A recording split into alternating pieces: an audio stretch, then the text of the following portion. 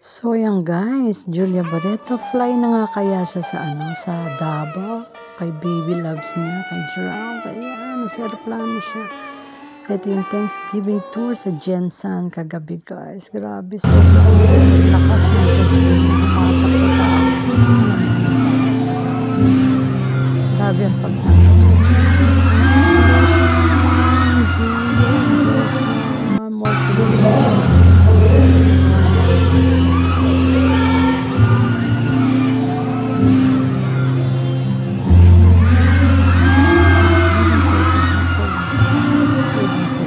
At sa Jensan, ayan.